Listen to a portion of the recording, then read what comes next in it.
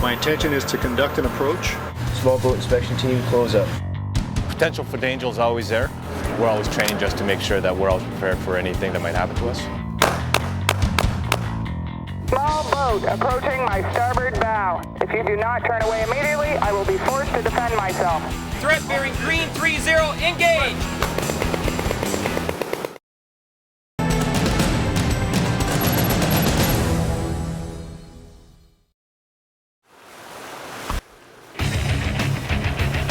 HMCS Calgary is a helicopter-carrying guided missile patrol frigate. She's equipped with anti-submarine, anti-surface, and anti-air warfare weapons, sensors, and defenses. Combined with state-of-the-art damage control and machinery control systems, this frigate is one of the most advanced warship designs in the world. Commander Kelly Larkin is the commanding officer of HMCS Calgary.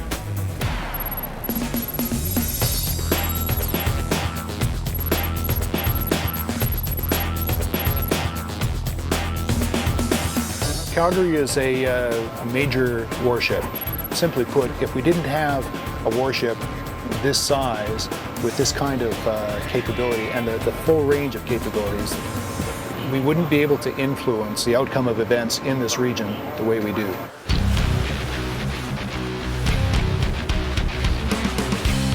Calgary is a powerful weapon in CTF 150's arsenal in the fight against maritime terrorism in this dangerous region of the planet. She's capable of protecting not only herself, but other coalition warships if need be. From a defensive point of view of both this ship and other ships in our vicinity, we have anti-aircraft missiles, a very sophisticated point defense missile, the Evolved Sea Sparrow missile.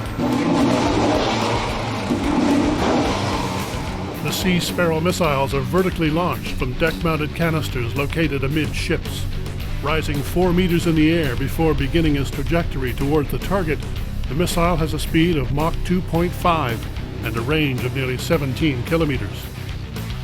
Her 850 caliber machine guns, capable of firing 550 rounds per minute, are tactically located around the ship and are used for air and surface engagements.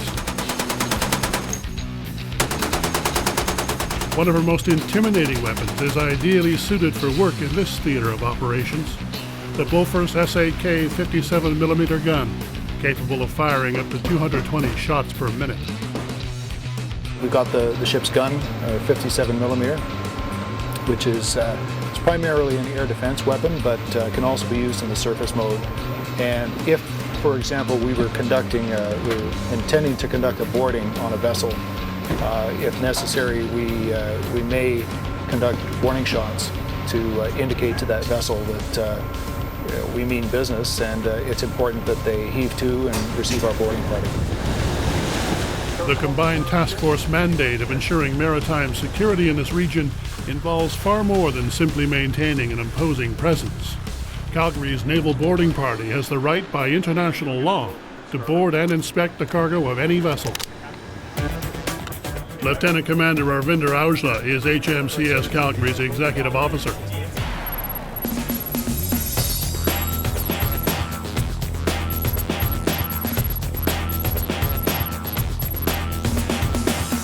Calgary's role out here is to patrol.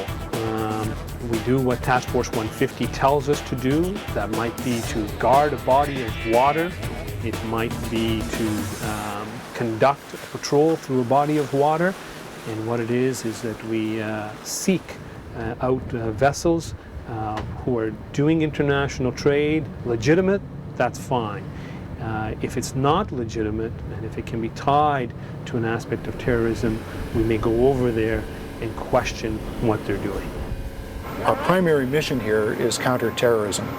So we are conducting our patrol, and currently we're here in the North Arabian Sea, very close to the coast of Iran, because that is where a lot of the smuggling activity originates between Pakistan and Iran. And if these smuggling activities are taking place in support of terrorism, we are very much interested in preventing that sort of activity from taking place. Today, HMCS Calgary has received orders to take a closer look at some fishing vessels in the area. But sailing so close to the waters of an unfriendly country adds an extra complication to the operation. The vessels that we were looking at, there were a small group of 5 of them with one larger one, which looked like a mothership for 4 other fishing dhows. They were just outside of Iranian territorial waters, which raises the pucker factor a little bit because obviously the operations that we conduct, we do in international waters, and we don't want to in any way impede the state. So notwithstanding the fact that it was Iran and close to an Iranian naval base, because they would likely take an interest in a coalition warship, we wanted to approach these vessels because we didn't have information about them, and we wanted to help them understand why it is that we're here and to see if they had observed anything unusual in the area. Before the boarding party team makes its approach, the vessel of interest must be hailed via radio. So there's a vessel out there in international waters. Legitimate or illegitimate, we don't know yet. But what we do is establish comms with that vessel. If we can speak to them in their language, they're already at comfort. So that skill is very important. Once we've established communications with them, we ask them if we can come over and visit and just talk to them.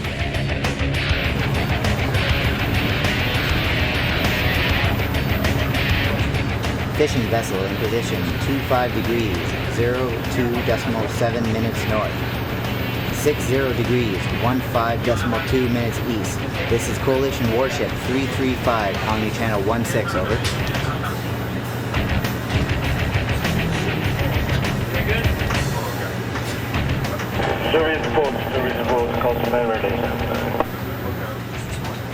This is port control. Try again. Fishing vessel in position 25 degrees. The first hail, in English, results in a response from the local port, but radio silence from the vessel of interest.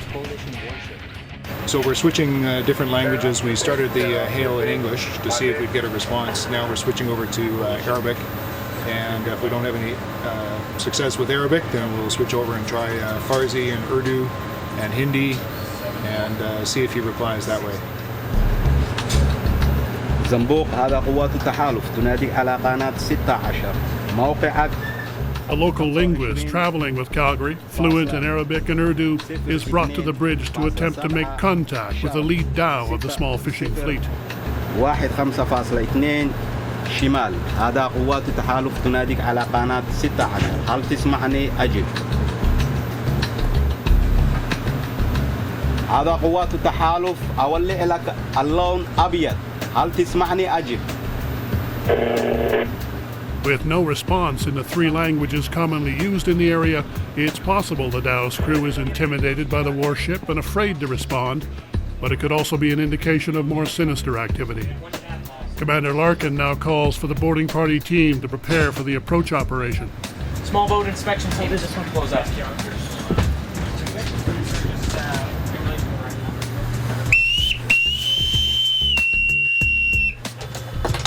Starboard watch the boarding stations, starboard watch the boarding stations.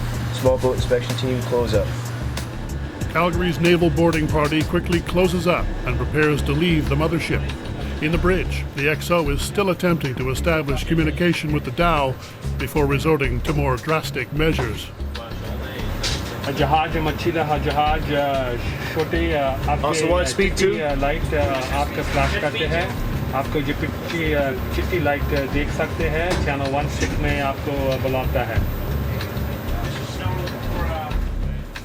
The operations room officer of the watch has been observing the dhow and now reports his findings to the CO. Commander Larkin must make his decision to proceed or not.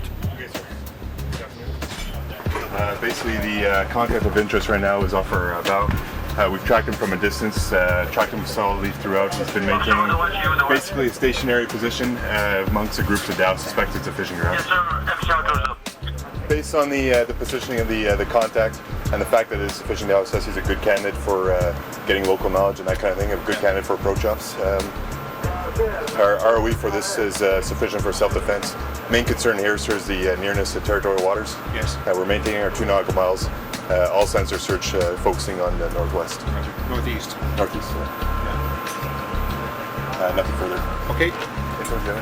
Intelligence? There's no intelligence indicating any specific on these COIs. Okay, boarding officer, and for your team in the boat, my intention is to get a little bit closer to the mother ship of this 5 dhow small fishing fleet, watching very, very carefully for nets so that we don't interfere with anything that they're doing here. And if we do, I'll turn away, okay? But my intention is to conduct an approach, okay? As you get closer to the dhow, watch for any signs of hostility towards our presence, any concern about the approach of the boat, because I don't want to damage any of their equipment, okay? We're trying to build rapport with these people and encourage an exchange of information for security purposes, all right? The boarding party is a highly specialized group of trained personnel. They're proficient in small arms firing and have acclimatized to the extreme temperatures in the region. Grenade round magazine, load, be ready. Even so, in today's 40-degree weather, the team will attempt to change out every hour or so, and the next shift stands at the ready. MP5s with a 30-round magazine, load. Despite their enthusiasm, not every member has participated in an actual boarding within the theater of operations. Months of drills and exercises will now be put to the test. Okay, pull in. Start hydrating now.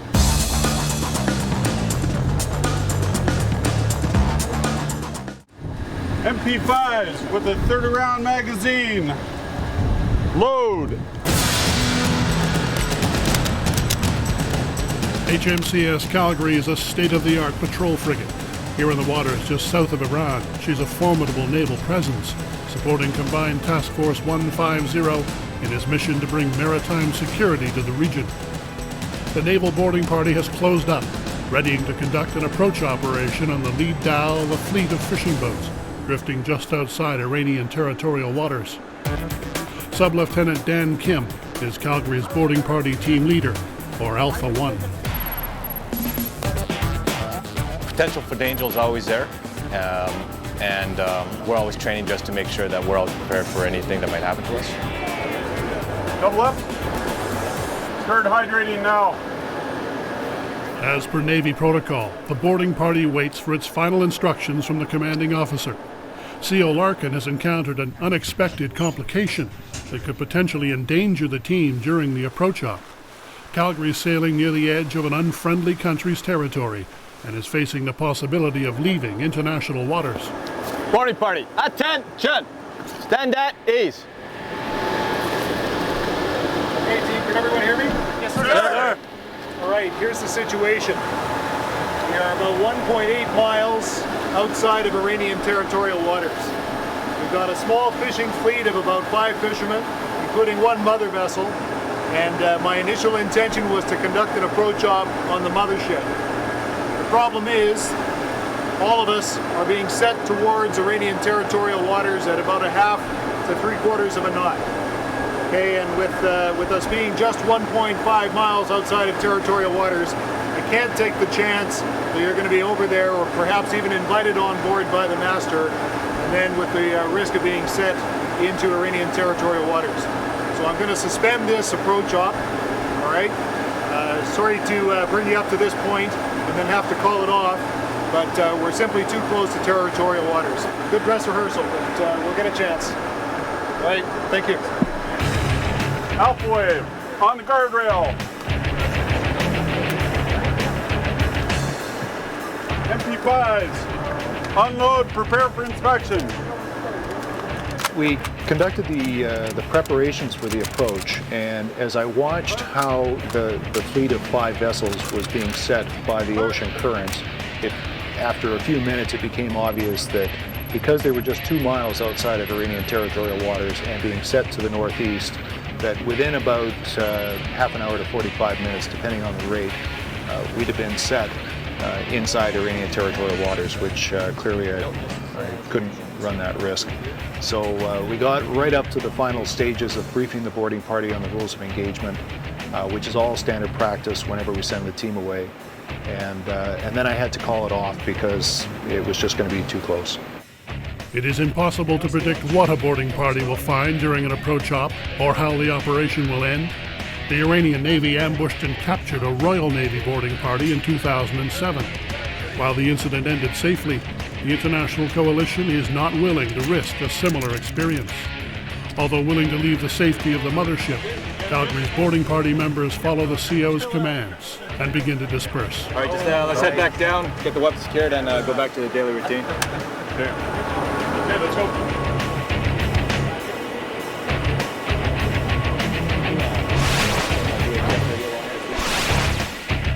HMCS Calgary is now south of Iran, just outside of Iranian territorial waters. Smuggling and piracy are common in this high-traffic area of the theater of operations. The ship's company is on high alert, gathering intelligence and establishing a recognized maritime picture. Calgary is ideally suited for investigating vessels of interest. Her engine power and precise handling have earned her the nickname Ferrari of the Fleet. These ships are incredibly maneuverable, lots of power, and when you consider the kinds of things that we could find ourselves involved with, you need that kind of capability. The ship is fast. They'll do over 30 knots. A lot of power. They'll turn quickly. They'll accelerate and decelerate quickly. You can get yourself both into trouble and out of trouble real quick. Both engines full speed ahead, set, sir. Very good. Now to the launch captain, conduct a Williamson turn to starboard. Aye, sir. Starboard 30. Practicing the tools and skills for war at sea is one thing, but being able to call upon this knowledge in the heat of battle is quite another. Even in this potential hotspot, the daily drilling that is part of life on a warship continues. Warfare fighting skills or seamanship skills are no different than many other occupations. The skills are perishable. The minute you rest, whether you're a professional athlete or a professional musician or a stock trader, once you stop doing your trade, that's when you become vulnerable. So that's why it's important for us to keep at the pointy end. Today, members of the Combat Department will be conducting a reactions procedures drill, testing the crew's response times to attack from small, fast-moving boats. These go-fast, as they're known, could be laden with explosives, and their crews hell-bent on a suicide mission. Skillfully combining aggressive handling of the ship with the firing of 50 cals creates a 1-2 punch that could save the frigate and the 240 lives on board. Sub-Lieutenant Jeff Pye is the weapons officer. His training is conducted under the watchful eye of Commander Kelly Larkin. Starboard 10. Starboard 10. All positions, Captain. Possible threat, small boat, bearing green 5. Issue warning 1. Small boat. Left 290. Steer 290. Steer 290. Sailboat on my starboard bow. This is Coalition Warship 335. You are approaching my security zone and your intentions are not known. Turn away immediately.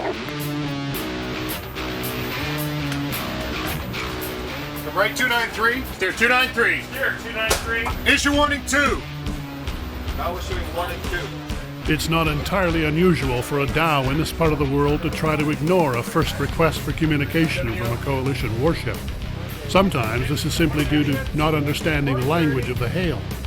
When a second warning is disregarded, though, it could be an indication of suspicious activity, particularly with a 4,000-ton frigate bearing down on a much smaller vessel.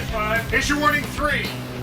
Small boat approaching my starboard bow. This is Coalition Warship 335. If you do not turn away immediately, I will be forced to defend myself. This is your final warning. WO Captain. WO, sir. Red bearing green 20. Warning shots. Fire. WO GP1 bearing green 20. Warning shots. Fire. Ceasefire. Ceasefire. Ceasefire. WO Captain. Red bearing green 30. Engage. GP1 GP3 threat bearing green 30. Engage. Green 30. Engage.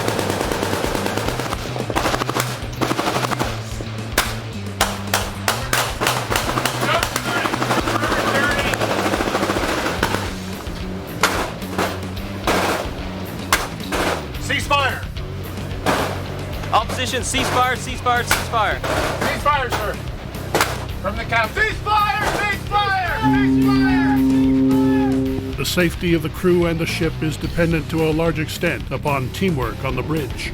The drill has uncovered an opportunity for the weapons officer to learn a valuable lesson, one delivered personally by the CO. Don't stop firing until I say ceasefire. Yes, sir. All right? Not just a burst and then stop. All right? Yes, sir. Okay, so we're going to reset. Sub-Lieutenant Jeff Pye gets a second chance as the combat department prepares for a second drill. GP1, threat bearing green 20, warning shots, fire. Ceasefire. All positions, threat bearing green 50, engage.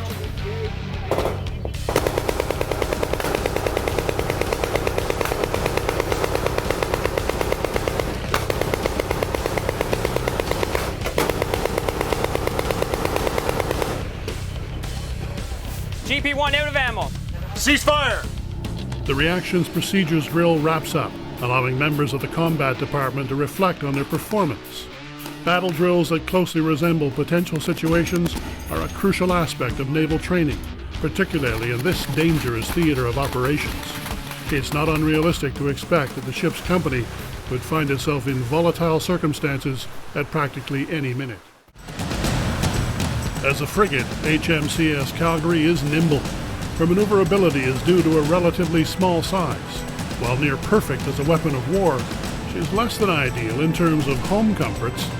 Squeezing 240 men and women into a space that is 440 feet long by 52 feet across at her widest is an exercise in complex logistics. Calgary's executive officer and chief petty officer see it all on their daily rounds of the ship.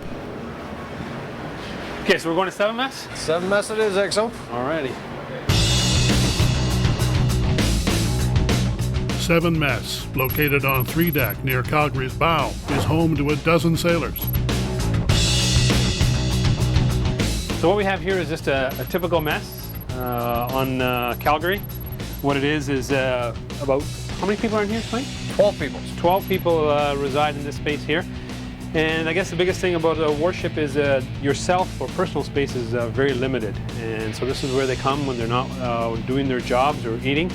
And we've got a little settee area here where the guys may have a TV, video games, be able to read. And other than that, the other thing that's important to note is just the amount of space that people have to keep their stuff. All right, so what we do on a long deployment is, get some extra little containers for guys to put their personal amenities in.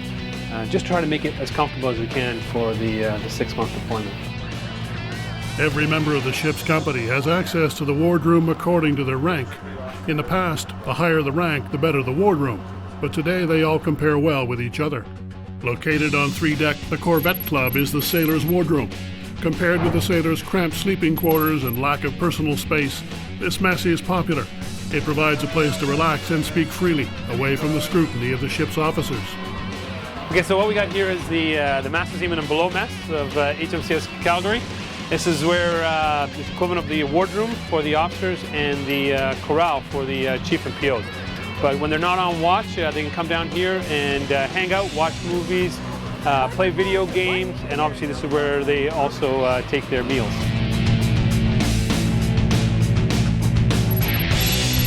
Located on 3 deck amidships is the corral, the chief and petty officers' mess. So this is where the chief and petty officers hang out when they're not on watch, very similar to the wardroom for the officers and the Corvette Club for the Master Seaman and Below. So again, the setup is they can take meals on one side of it, and then they can draw the curtain and watch movies and play video games. Probably 2 of our most experts of the video games are right here, Chief Haldeman and Chief Slater. It's very surprising that they're actually here because normally they work so hard that you wouldn't find them in here. After you've done your work for the day, you can come on down here and try to get some normalcy, just like what everybody else does at home. Come after work, have some supper, maybe watch TV for a little bit before you go to bed, and that's what's done here.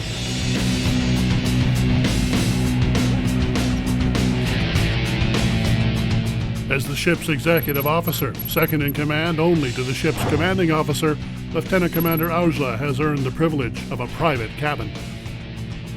Okay, next we'll go into my cabin, and this is similar to most of the officer cabins. And this space here is only myself, but I use it as both my living space and my office, unlike the coxswain, who has his own office and a much larger cabin. Not that I'm bitter or anything, but you know, I do a lot more work than the coxswain does, but that's okay. So basically a desk, lots of storage space in and around. This flips down and becomes your bunk, and this is where I sleep. And you know, I didn't badmouth the coxswain, but he did get me a TV installed, and there's a CD player, or sorry, a DVD player as well. So not too bad. Again, the theme there is the space on the ship is limited. Here I'm very fortunate actually to have a lot of storage space, and this is where I come to have my alone time. But the policy that I have is that my door is always open for anybody on the crew if they have any kind of concerns. 24/7, knock on the door, and we'll go from there. One of the things you'll notice is some of the lights are off, and then what we do that is so that it instills into people the need to keep the ship cool. So the temperatures outside being anywhere from about 35 to 45 degrees Celsius, what it does is just remind people to sort of keep the lights off and keep the doors and hatches leading to the upper deck closed. Creating a positive atmosphere on board is important. The food, of course, plays a big part in that. Out here, a simple meal is something to look forward to. The galley is located on 3 deck. So what we have here is the galley for Calgary. Obviously all the meals are prepared here for the 240 people that we have on board. At least 3 meals a day, normally a 4th meal. And so this is where the guys come on the steam line, pick up their food, but this is where all the food is prepared and laid out.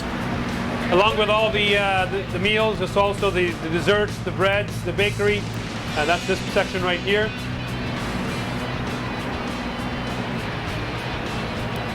Oh wow, look at that. Members of the logistics department are trained in skills that can be used in the Army, Air Force, or Navy. For these folks, flexibility is everything. Just posted to HMCS Calgary, Sergeant Joanne Stevens is a member of the logistics department and one of the ship's 7 cooks.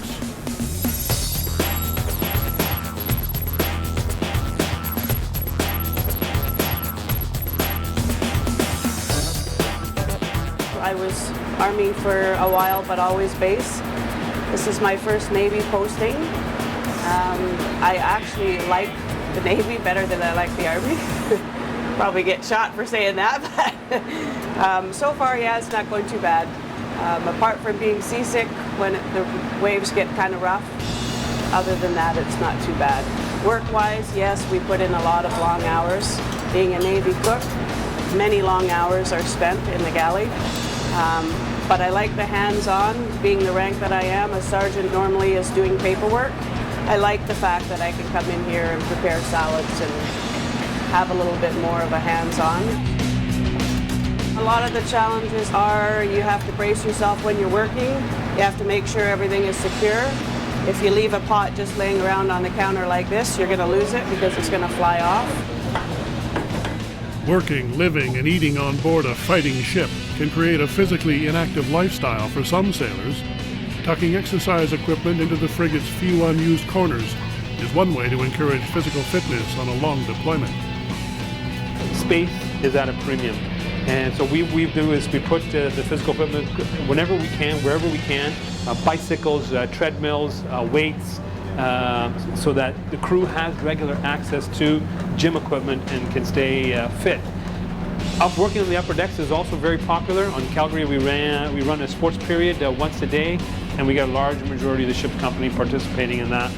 But the coxswain and a lot of the ship's company, every day is a sign-up sheet, and it's a good way to stay in shape, while we're deployed. HMCS Calgary is navigated and steered from her bridge. The CO commands the frigate from here, with its unobstructed views high above the water. Okay, where we are right now is on the bridge of HMCS Calgary, and in most basic terms, this is where the ship is driven from. Now, the captain isn't always on the bridge, so he has his representative, which is currently the officer of the watch, who is Lieutenant Mitchell, who is also our navigating officer. So he executes the ship's program, which is getting the ship from point A to point B. He has a team that helps him out. He's got a second officer of the watch, which is Sub-Lieutenant Turner there, and between the two of them, they're responsible for the navigation and the safe keeping of the ship. Assisting him over there is the helmsman and the throttleman, and we'll go take a closer look and see how they do their job.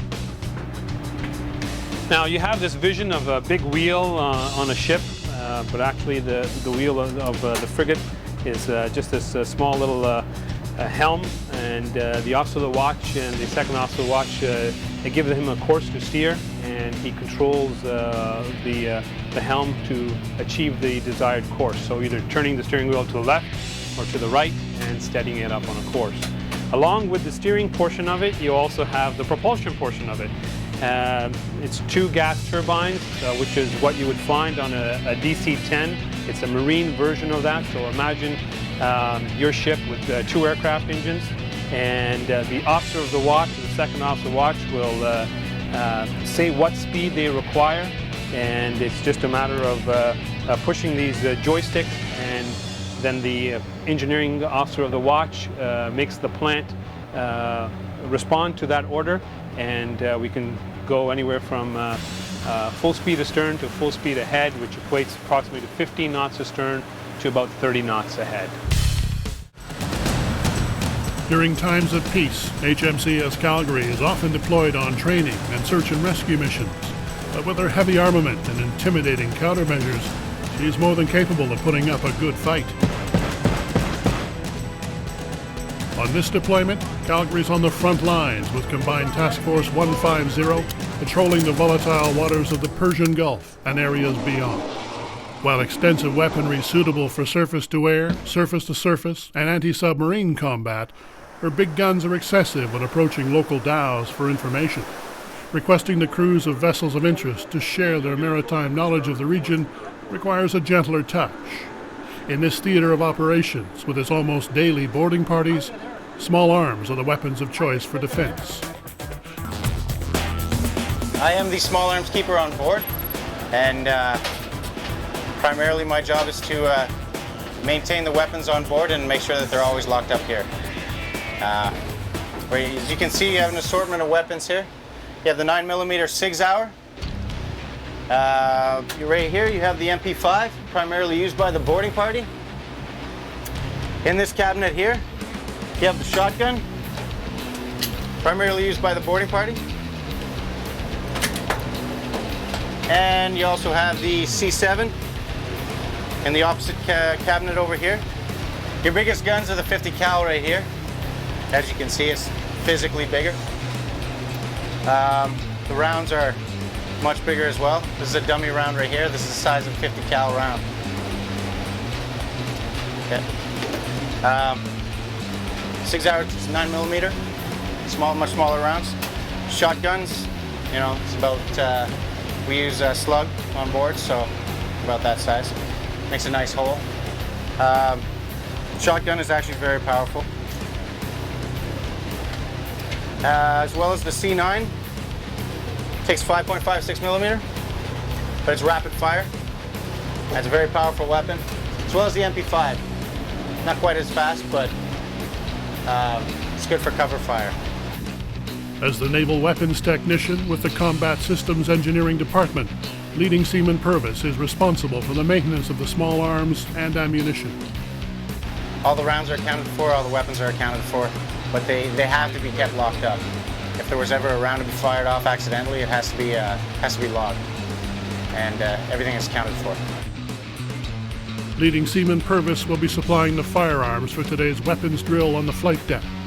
Calgary is scheduled to enter the port of Muscat in Oman, on the south side of the Gulf of Oman. A specially trained team will remain on board to guard the frigate. The training this afternoon will be for the Force Protection Watch. As we come alongside into Muscat, we need to have our upper deck sentries and our access point sentries So before we go into a port, we like to have them shoot.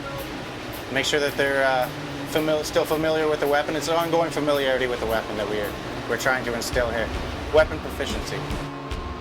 The Force Protection team loads the C7 magazines with 5.56 millimeter bullets. Known for its reliability, the C7's accuracy and versatility make it a good all-round weapon for a variety of tactical situations.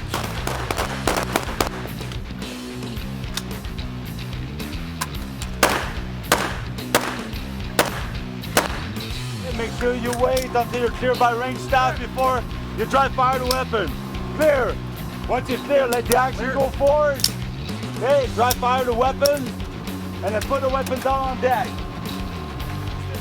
A brief port visit will be a welcome change of scenery for many of the sailors on board, but being alongside in most Persian Gulf ports means exposing HMCS Calgary and her crew to the very real possibility of a terrorist attack from land. Training in the hot temperatures and extreme levels of humidity in the region, the Force Protection team is asked to be capable of responding to many threat scenarios. You're the access point sentry. Okay, beautiful sunny afternoon.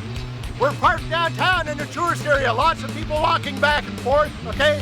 A man comes up to you, speaks very good English, starts just chatting with you. He has relatives who live in Vancouver, okay? So you're being nice and polite, giving him information about the ship. All of a sudden you see something that doesn't look quite right. He's wearing a long trench coat on a hot day like this. He keeps on talking to you. All of a sudden, he unbuttons the trench coat. You see sticks of dynamite wrapped around him, reaches into a pocket, pulls out a remote detonator. What do you do?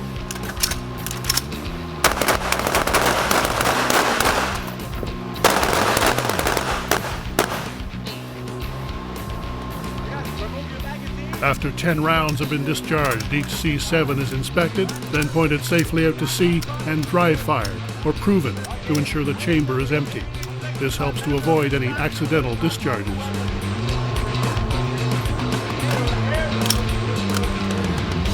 While alongside, in a country with a potentially unfriendly population, terrorists posing as regular civilians can target coalition warships and their crew.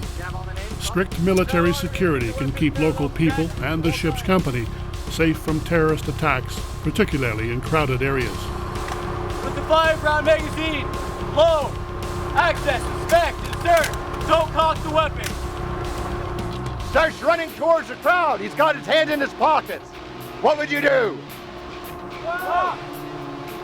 Okay, pulls out his hand. He pulls his hand out of his pocket. He's got a knife in his hand. What would you do?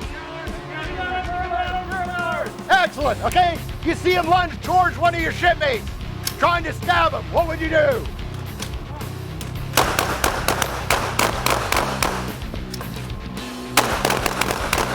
The C7 can be fired in either semi-automatic or automatic mode and is capable of firing 700 to 800 rounds per minute. Remember, guys, let everybody else on the ship know there's a man here standing with a gun. What would you do? Security alert, security alert, right?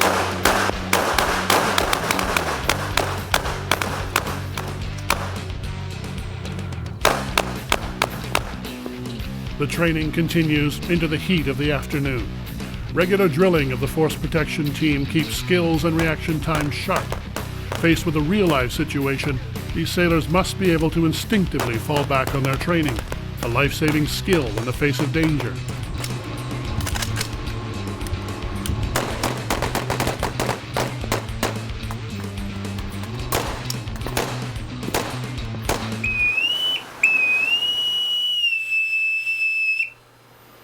Call the port watch. Call the port watch. Hands to breakfast. Morning, Calgary Operations Officer with a quick sit rep for today. We find ourselves 50 nautical miles south of Pakistan, continuing our search for any illicit activity in the area. Today is a very busy day, so make sure you take a good look at the flex and are familiar with it. 240 men and women live and work aboard HMCS Calgary in support of the International Coalition of Warships. Along with managing the stress of this long and potentially dangerous deployment are the trials of working 2 long shifts a day, 7 days a week. Chief Petty Officer First Class Mike McCallum is Calgary's coxswain.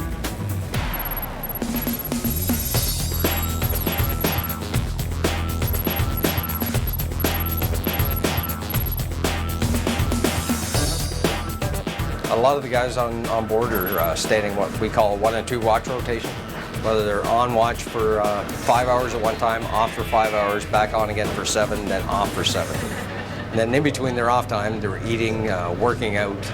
So really, you're getting maybe about 8 hours off per day at any one given time. It's a pretty busy lifestyle. And then if there's emergencies in between, it could be a whole ship function that everybody has to turn to for. Imagine living and working in your office cubicle for several weeks at a time without leaving the building or seeing your family. From the youngest sailors to the most experienced, the most fundamental of bonds is the challenge of being half a world away from the comforts of home and loved ones. Homesickness is simply a reality of the job, but on some days it really hits home. And one more thing today. Today is Tim Hortons Day. You could get your Tim Hortons down in the steam line, and they'll be by donation. Happy Father's Day, Calgary.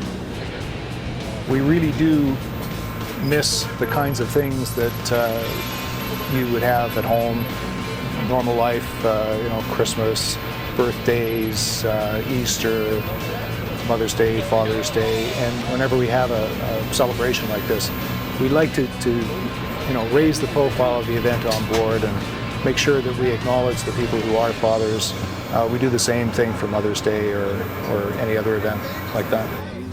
Today is Father's Day, and I have 65 fathers on board. And I have the gambit. I have one grandfather, and I have one father who's just barely a week. And it's a difficult time. For us right now, Calgary is a family, is the way I would describe it. 237 people, 12 time zones away from our family, and currently deployed on an operation. Of all the factors that can influence the success or failure of this mission, one of the most important is the morale of the ship's company. Holidays like Father's Day, when treated respectfully for sailors thousands of miles from home, become noteworthy ship events. A special breakfast marking the significance of the day goes a long way in recognizing the fathers in the crew separated from their families. There's milestones that you miss all the time while in the Navy. Some people deal with it differently. Most people, however, fully understand just the nature of what we do. Being away from home, being away from our families, being away from our children. It is harder at times. Most people, it seems though, have a good group of people that they can always talk to if they are having difficulties dealing with certain situations, whether it be birthdays or a day like today, it's Father's Day. And we do have 3 brand new fathers on board that have had children since we sailed. We're GT, sir? PDs. This Father's Day is particularly unique for ordinary seaman Darren Paul Agius, a new father who's yet to meet his firstborn. Well, I'm a new father, and my son's name is Nicholas. Just newborn. He was born on just 6 days ago, and he was 8 pounds 2 ounces. So far, everybody's seen photos of my kid, but me.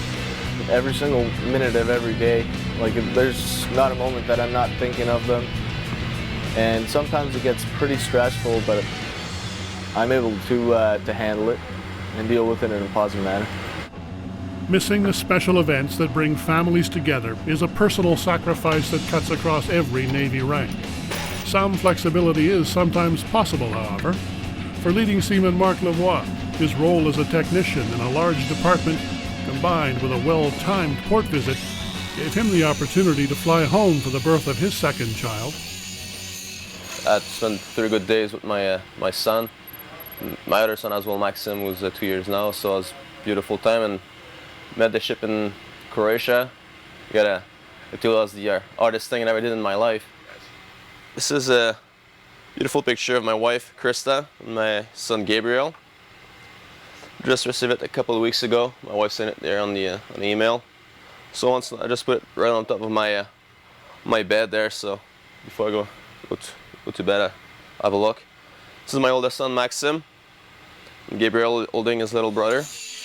can't wait to be home and spend more time with them. But I need to be here too, so I got to do my job, and that's it. Your mindset's got to be, you know, switch on. You got to do a job, and hopefully those 6 months gonna go fast. For Master Corporal Dean March, being one of only 2 helicopter technicians in HMCS Calgary's air detachment meant he missed the birth of his second child. About 4 days ago, I had a little baby girl, Alyssa, 8 pounds, 1 ounce, a big girl. My wife delivered her at the Victoria General Hospital back in Victoria, BC. She's a very beautiful little girl. I've seen a picture on the internet, but no big pictures yet, so it's very hard. I must say I would rather be home than be on this deployment, but we have a job to do here. It requires me to be here.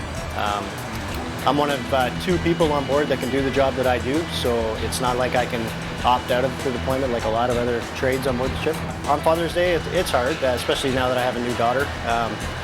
But it's like any other holiday. You're out here on a warship instead of being home and enjoying the holidays, so it's like any other. Maybe especially difficult because I have a new daughter, 4 days old, but we'll get through it.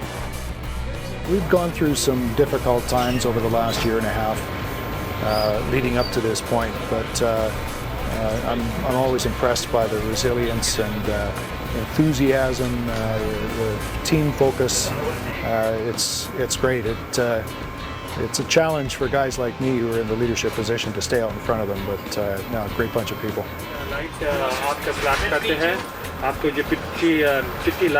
Calgary's XO and father of 2 brings a unique global perspective to this special day.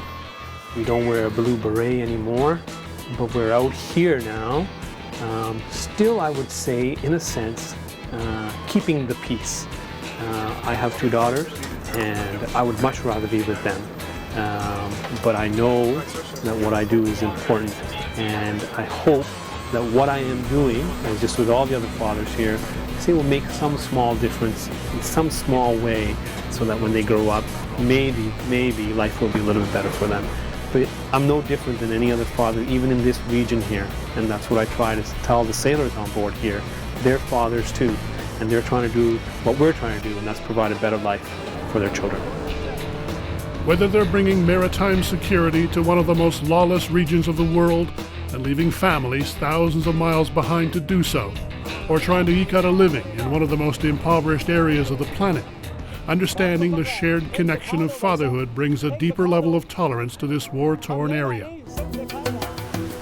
Regardless of what festive occasion, what holy day, or whose birthday it may be, Calgary and her crew continue with their task round the clock until it's time to come home. That's the day that really matters out here, the last one.